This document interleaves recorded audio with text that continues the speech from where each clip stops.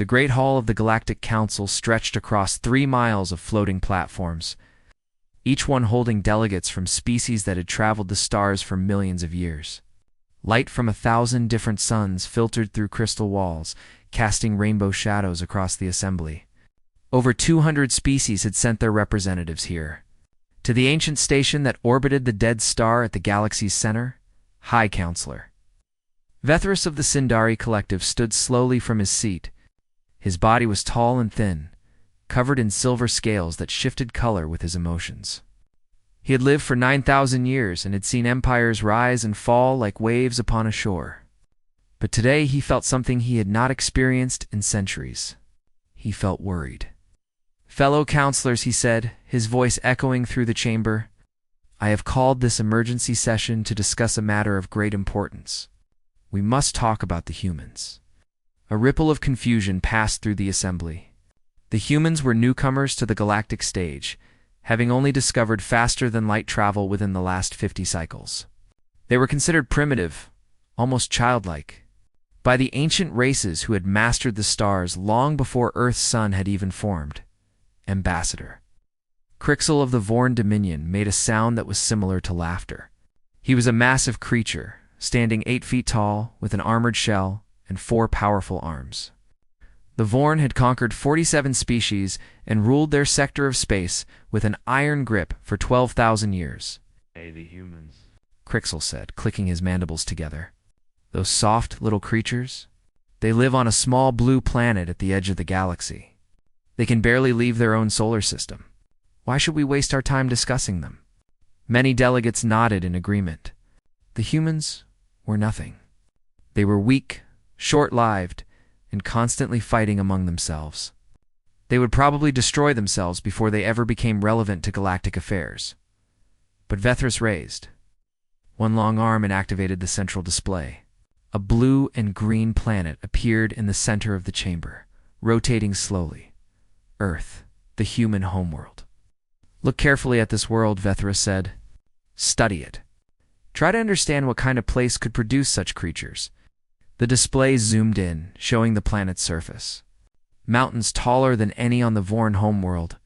Oceans that covered most of the surface, filled with predators that had evolved to kill. Deserts where temperatures could burn flesh from bone. Frozen lands where the cold could freeze blood solid in minutes. Their planet experiences regular catastrophic events, Vethris continued. Earthquakes that level cities. Volcanic eruptions that block out their sun. Storms that can destroy everything in their path. The very ground beneath their feet shifts and breaks apart. Delegate Myrrh of the collective mind, a being made of thousands of smaller organisms working as one, spoke with a voice that sounded like wind through grass. "All planets have dangers. This is nothing special." "I do not understand," Vethris replied. "Most species evolve on stable worlds. Planets where the climate is gentle, where food is plentiful, where survival is easy. We call these garden worlds. The humans did not come from a garden world. They came from what our scientists classify as a death world." The chamber fell silent. Death worlds were rare, and the species that evolved on them were rarer still. Most died out long before achieving sentience. The conditions were simply too harsh. "The humans should not exist," Vethris said. "Every model, every prediction, every calculation says that intelligent life could not develop on such a planet. And yet they did. They evolved alongside predators that could tear them apart. They survived ice ages that lasted thousands of years. They endured plagues that killed half their population and came back stronger." He changed the display to show human history. Wars, famines, disasters. But after each catastrophe, the humans rebuilt. They adapted. They grew. "They are different from us," Vethris said. "We evolved to avoid conflict, to find balance, to maintain peace. The humans evolved to fight. Every day of their existence has been a battle for survival. It is written into their very genes." Crixel made another dismissive sound. "They fight among themselves constantly. A species at war with itself is no threat to us. They will destroy themselves soon enough." "That is exactly what makes them dangerous," Vethris said, his scales turning a deep shade of red. They have been at war for their entire history, and yet they have not destroyed themselves. They have grown stronger. Each conflict teaches them new ways to fight, new weapons, new tactics. They do not break under pressure. They bend, they adapt, and then they push back. He showed them images of human soldiers from different eras. Primitive warriors with metal swords. Armies with explosive weapons. Soldiers in vehicles that could fly through the air. Each generation more deadly than the last. Human lifespan is laughably short by our standards, Vethris continued. They live perhaps 80 to 100 years. But this is not a weakness. It is a strength. They know they will die. They accept it. And because of this, they are willing to sacrifice themselves in ways we cannot comprehend. The Trell ambassador, a gentle being from a peaceful world that had been conquered by the Vorn long ago, spoke up. What are you suggesting we do? Destroy them before they become a threat. I am suggesting we be careful, Vethris replied. I am suggesting we watch them closely. I am suggesting we do not underestimate them, as we have underestimated so many others. Crixel stood, his massive form casting a shadow across the chamber. The Vorn Dominion does not fear soft creatures. If these humans ever dare to challenge us, we will crush them like we have crushed every other species that stood against us. This discussion is a waste of time, stormed out of the chamber, followed by the rest of the Vorn delegation. Many other delegates seemed to share his view. The humans were too young, too weak, too far away to matter. The vote was held. The council decided to place humanity under observation, but take no direct action. They would watch and wait. There was no need to worry about such a primitive species as the delegates filed out of the chamber. Vethris remained behind. He stared at the image of Earth still floating in the display. Such a small planet, such fragile creatures, and yet something in his ancient bones told him that this was a mistake. He had seen many species in his long life. Some were powerful. Some were intelligent. Some were ancient beyond measure. But he had never seen anything quite like the humans. There was something in their eyes, even in the recordings, that troubled him. A fire that would not go out. A refusal to accept defeat that bordered on madness. You do not understand what you are dealing with, he whispered to the empty chamber. None of you do. But his warning went unheard. The galaxy continued to spin. The ancient empires continued their slow dance of politics and power. And on a small blue planet at the edge of the Milky Way, humanity looked up at the stars and dreamed of the day they would walk among them. They had no idea that the galaxy was already watching, and they had no idea that very soon they would have to prove everything that Vethris had feared about them. The countdown to first contact had begun. The Vorn warship Crushing Tide dropped out of hyperspace above the small green planet that the humans called New Haven. It was the third human colony outside of their home system, a farming world with rolling hills, blue rivers, and skies that reminded the settlers of Earth. 50,000 humans lived there, building homes, planting crops, and raising their children under an alien sun. Commander Zethlock stood on the bridge of his ship. Looking down at the colony through the main viewing screen, he had conquered 11 worlds in his career and had never lost a battle. The Vorn Dominion had given him this assignment as a simple task, barely worth his attention. Subjugate the human colony. Add it to the Empire. Move on. He did not expect any trouble. Open a channel to the surface, he ordered. His communications officer obeyed. And within moments, a human face appeared on the screen. She was a middle-aged woman with brown hair going gray at the temples and tired eyes that had seen too much. Her name was Linda Martinez, and she had been elected governor of New Haven 3 years ago. I am Commander Zethlock of the Vorn Dominion, he announced. Your world now belongs to us. You will surrender immediately and unconditionally. Your people will serve the Dominion as workers. Any resistance will be met with complete destruction. He expected fear. He expected begging. He expected the humans to fall to their knees and accept their new masters. Instead, Linda Martinez looked at him with something he did not recognize. Later, he would learn that humans called it defiance. This is our home, she said, her voice steady. "We built it with our own hands.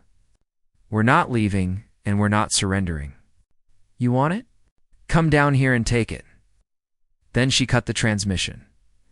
Zethlock stared at the blank screen for a long moment. In 12,000 years of conquest, no species had ever responded to a Vorn ultimatum like that. They always surrendered.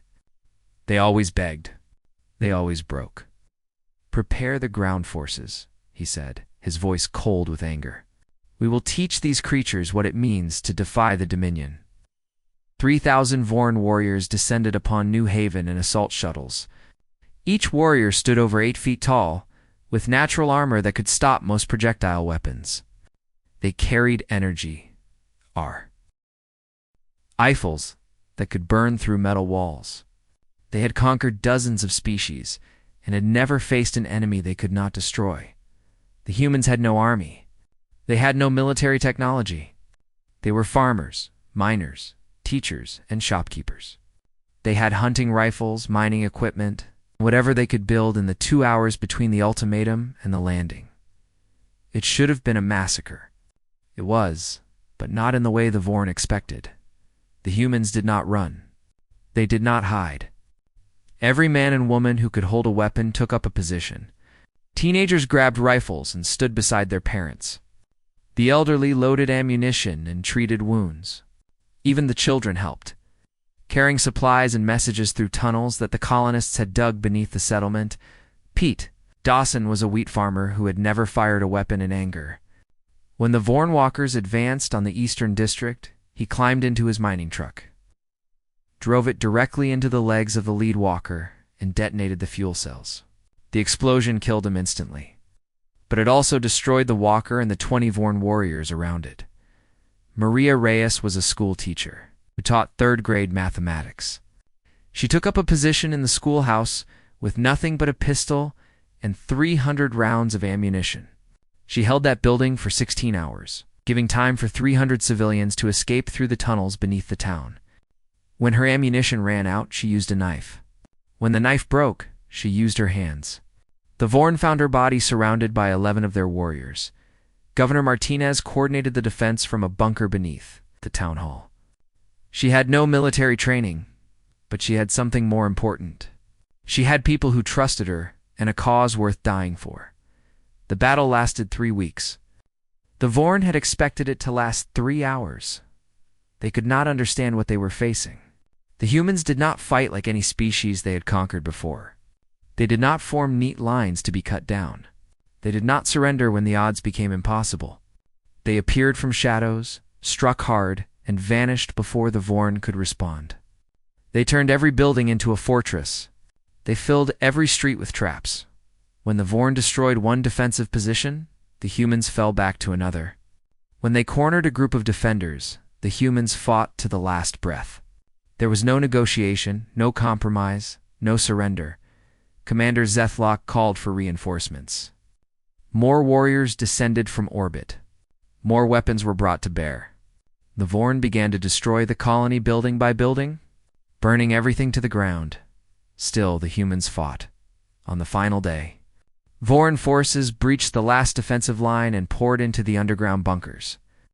They found Governor Martinez there, wounded and exhausted, but still directing the defense. She had sent the last of the civilians through a tunnel that led to the wilderness, buying them time to escape. When Zethlock's warriors dragged her before him, he looked at her with something close to respect. "Why?" he demanded. "Why did you not surrender? You could not win. You knew you could not win. Why did you make us destroy everything?" Linda Martinez looked up at him, blood running down her face, one arm broken, and her city burning around her. "'Cause this was our home," she said. "Because there are some things worth dying for. Because we wanted you to remember this. We wanted you to know that humans do not kneel." Zethlock had her taken to his ship, along with the 7,000 survivors. The rest, 43,000 humans, were dead. But scattered among the ruins were the bodies of 2,000 Vorn warriors. More casualties than the Dominion had suffered in their last 50 conquests combined. He sent his report to the Vorn homeworld. He expected praise for his victory. Instead, he received silence. The leaders of the Dominion were trying to understand what had happened. A primitive species with no military technology had killed 2,000 of their best warriors. It should have been impossible. Word of the battle spread across the galaxy faster than any ship could travel. The Galactic Council convened an emergency session. Species that had been conquered by the Vorn for centuries whispered among themselves. If the humans could do this, perhaps others could too. High Counselor Vethris stood before the assembly, his scales dark with grim satisfaction. "I warned you," he said. "Now you understand. The humans are not like us. They do not know how to give up. They do not accept defeat. Push them into a corner, and they will fight with everything they have." But the Vorn Dominion did not learn. They saw the battle as a setback, not a warning. They had one after all. The colony was destroyed, the survivors captured. What did it matter that it had cost them more than expected? They would learn soon enough that they had made a terrible mistake. The humans were coming for them. And humanity did not forgive. When the news of New Haven reached Earth, something changed in humanity. For centuries, they had fought among themselves over land, resources, and ideas. Nations had risen and fallen. Wars had torn the planet apart and rebuilt it again. But now, for the first time in their history, every human alive faced a common enemy. The United Earth government formed within 6 months. Old rivalries were set aside. Ancient grudges were forgotten. Every nation on the planet contributed what it could. Factories that had once made cars now built warships. Scientists who had competed for prizes now worked together on weapons. Soldiers from every country trained side by side. Admiral Kevin Patterson was given command of the newly created Earth Defense Fleet. He was a quiet man in his 50s. Born in a small farming town in the middle of America, he had no famous victories, no legendary reputation. He was simply a good officer who understood how to win battles he should lose. His fleet consisted of 37 ships. The Vorn Dominion had over 3,000. The odds were impossible. But Patterson had studied the reports from New Haven, and he understood something that the Vorn did not. "We cannot win a straight fight," he told his senior officers at their first meeting. "Their ships are bigger, faster, and more powerful. Their weapons can destroy ours before we even get in range. If we try to fight their way, we will be dead within a month." Captain Diane Sullivan, his second-in-command, leaned forward. She was a former fighter pilot who had survived 3 crashes and still walked with a slight limp. "Then what do we do, sir?" Patterson smiled, and there was something dangerous in that expression. "We don't fight their war. We make them fight ours." Over the next 2 years, humanity launched a campaign unlike anything the galaxy had ever seen. They did not challenge the Vorn fleet directly. Instead, they struck at the places the Vorn thought were safe. Supply convoys disappeared in the darkness between stars. Patrol ships vanished without sending a distress signal. Fuel depots exploded for no apparent reason. Communication relays went silent one by one. The Vorn could not understand what was happening. Their enemies had always fought in open battle, where the Dominion's superior numbers and technology guaranteed victory. The humans refused to play by those rules. Patterson used asteroids as weapons, redirecting them into orbital stations. He sent unmanned ships loaded with explosives into enemy formations. He developed tactics that seemed insane to the Vorn commanders because no rationale species would take such risks. "Humans are crazy" became a common phrase in Vorn military reports. But humanity was not alone in their hatred of the Dominion. The Vorn had ruled through fear for 12,000 years. They had made many enemies. The Sindari Collective, the oldest civilization in the galaxy, had long chafed under Vorn influence. They could not challenge the Dominion directly, but they could help those who did. Star charts and intelligence reports began appearing in human databases with no explanation.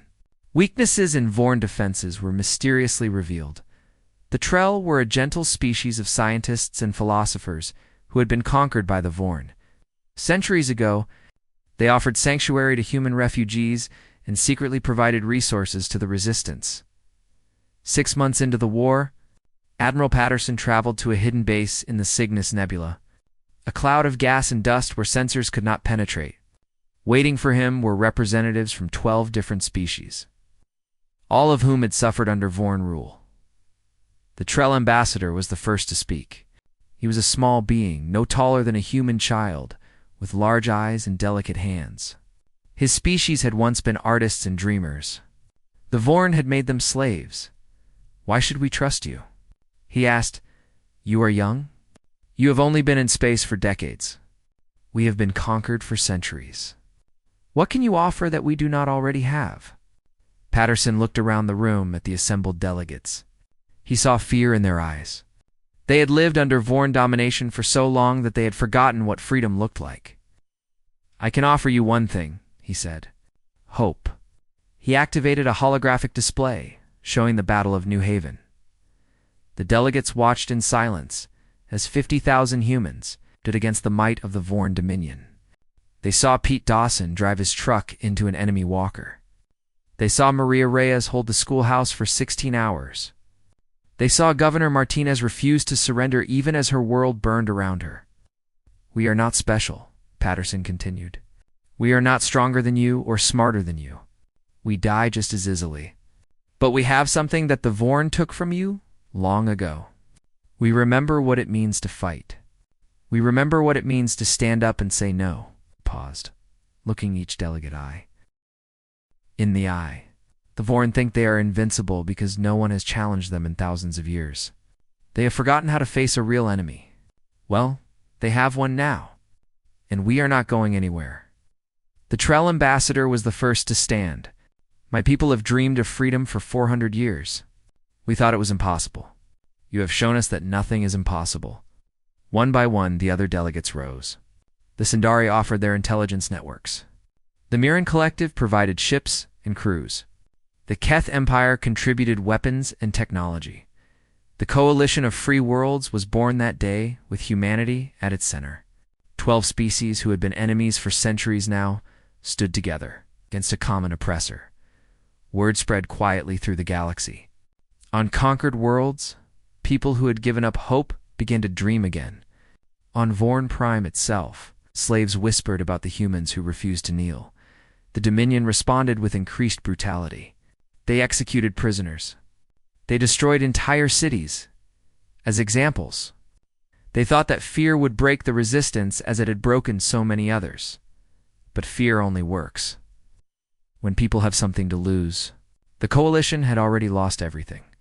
There was nothing left to take from them, except their lives, and they were willing to give those.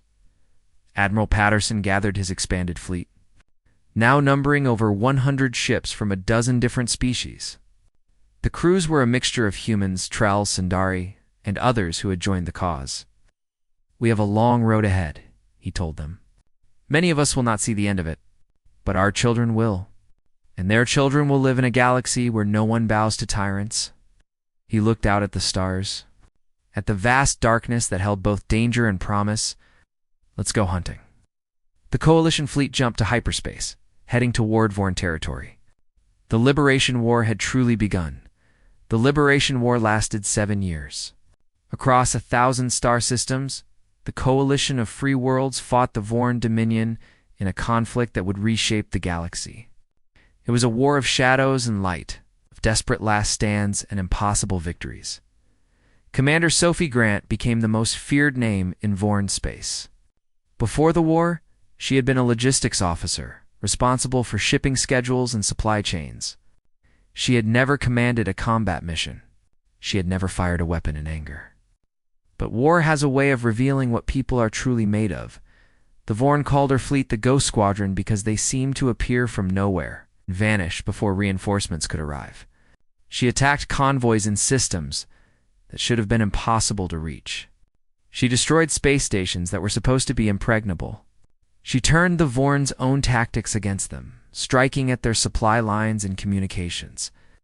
Just as they had done to countless conquered species, her tactics were brilliant and terrifying.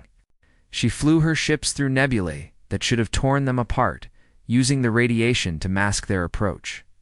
She jumped into systems at distances that violated every safety protocol, arriving so close to her targets that they had no time to react.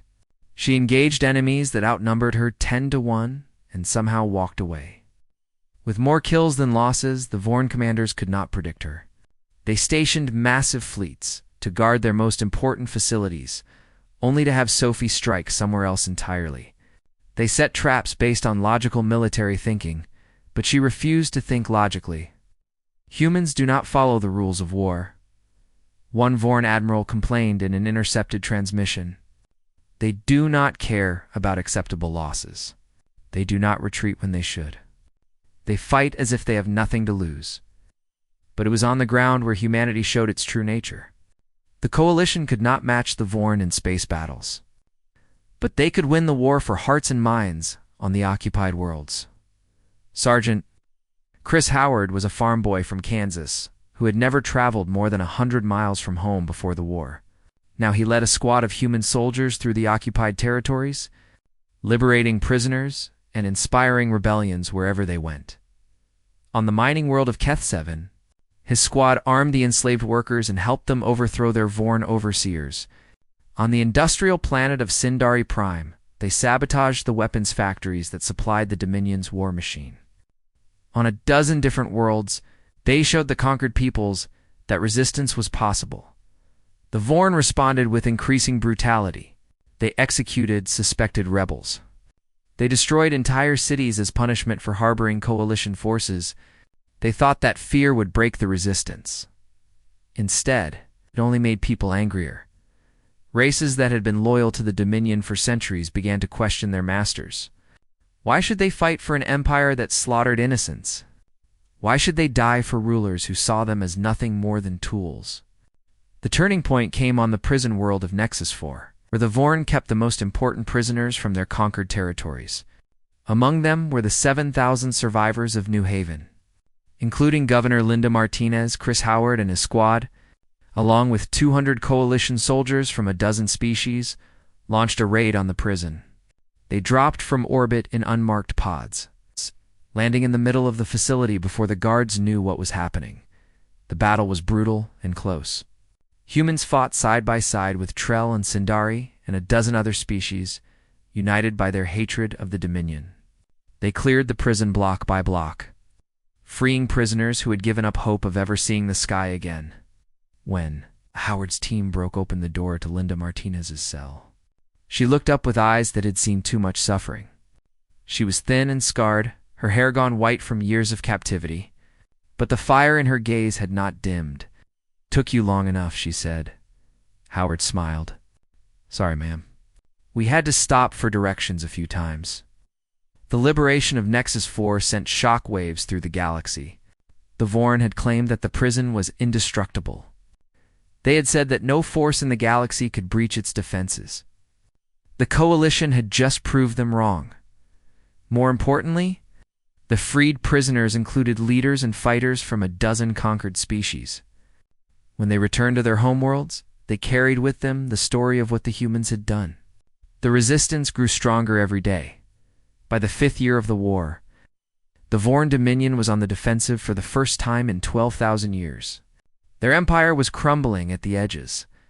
Their subject races were rising up. Their fleets were stretched thin, trying to maintain control over territories they had once ruled without opposition. Admiral Patterson knew that the time had come for a final push. "We have to strike. At the heart of the Dominion," he told the Coalition commanders, "we have to hit Vorn Prime itself." It was a bold plan. Vorn Prime was the most heavily defended world in the galaxy.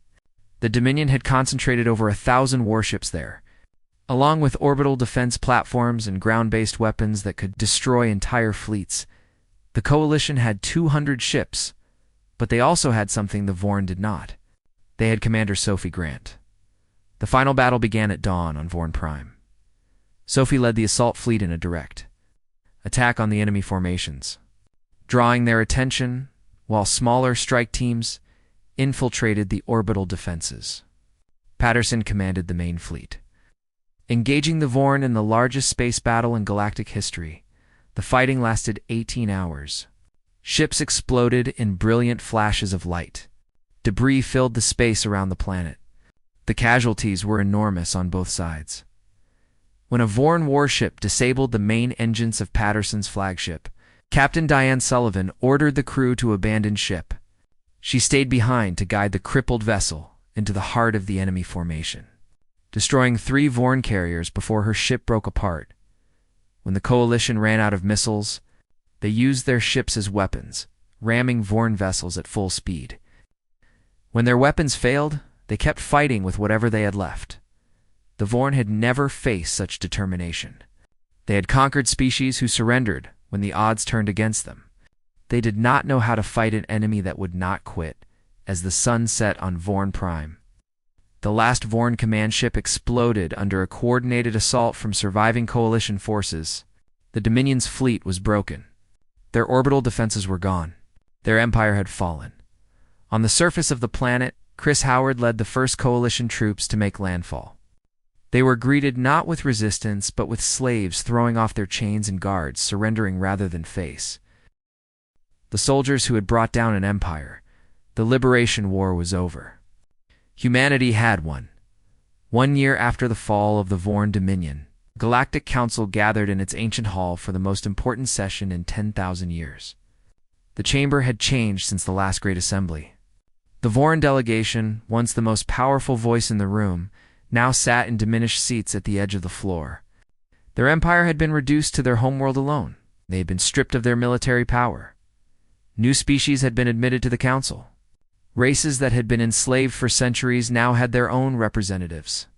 The Trell, the Sindari, the Keth, Ada, and a dozen others who had joined the Coalition during the war sat in places of honor, and at the very center of the chamber. In seats that had been empty since the council's founding, sat the human delegation. Ambassador Daniel Cole walked slowly to the speaking platform.